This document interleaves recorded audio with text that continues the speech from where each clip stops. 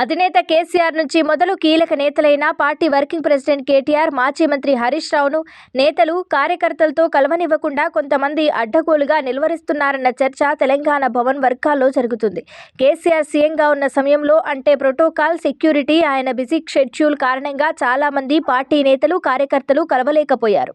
కానీ ఆ తర్వాత అడపాదడపా కేసీఆర్ పాల్గొంటున్న సభలు, సమావేశాల్లోనూ ఆయన దరిదాపుల్లోకి కూడా ఎవరిని రానివ్వడం లేదన్న టాక్ వినిపిస్తుంది. అయితే ఇలా కేసీఆర్ దగ్గరకు వెళ్లకుండా అడ్డుకుంటున్నది ఆయన గన్మెన్లు, సెక్యూరిటీ సిబ్బందో కాదట.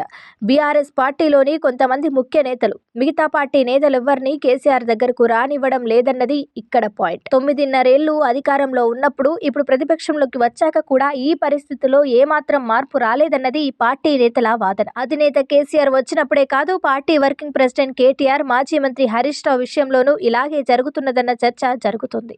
కేసీఆర్ను ఎలాగూ కలవలేకపోతున్నామని భావించే చాలా మంది లీడర్లు, కార్యకర్తలు కేటీఆర్, హరీష్ రావును కలిసేందుకు తెలంగాణ భవన్కు వస్తుంటారు.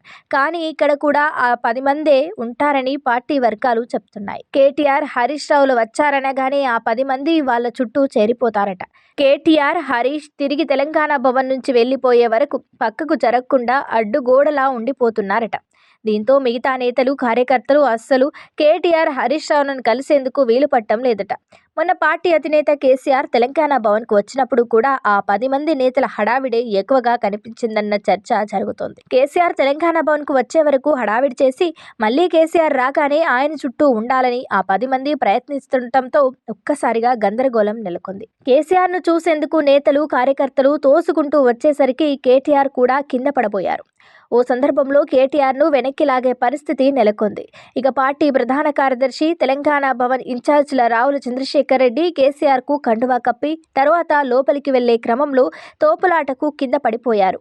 ఆయనపై నుంచి నేతలు, కార్యకర్తలు వెళ్లటంతో అలర్ట్ అయిన మరికొంతమంది ఆయన్ను పక్కకు తీసుకెళ్లారు. ఈ క్రమంలో రావుల చంద్రశేఖర్ రెడ్డి ముఖానికి, కాలికి గాయాలయ్యాయి. ఈ పరిస్థితిపై కేటీఆర్ తీవ్ర అసంతృప్తి వ్యక్తం చేసినట్లు తెలుస్తోంది. పార్టీ సమావేశంలో పాల్గొనేందుకు తెలంగాణ భవన్కు కేసీఆర్ వచ్చేంత వరకు క్రౌడ్ కంట్రోల్ చేసిన నేతలు, అధినేత రాగానే ఎప్పటిలా ఆయన చుట్టూ చేరిపోవడంతో పెద్ద ఎత్తున తోపులాట జరిగింది. పోనీ కేసీఆర్ అంటే ఎప్పుడో ఒకసారి తెలంగాణ భవన్కు వస్తారని సరిపెట్టుకున్న రెగ్యులర్గా తెలంగాణ భవన్కు వచ్చే కేటీఆర్, హరీష్ విషయంలోనూ ఇదే జరుగుతుందన్న టాక్ వినిపిస్తుంది. భవన్లోనే కాకుండా ఎక్కడ పార్టీ కార్యక్రమం జరిగినా ఆ 10 మంది చుట్టూ చేరి మరెవ్వరిని కేటీఆర్, హరీష్ రావు దగ్గరికి రానివ్వడం లేదని పార్టీ నేతలు, కార్యకర్తలు వాపోతున్నారట. మరి ఈ విషయాన్ని కేటీఆర్, హరీష్ రావులు గమనించారో లేదో కానీ ఇది పార్టీకి నష్టం చేస్తుందన్న చర్చ పార్టీ వర్గాల్లోనే జరుగుతుంది.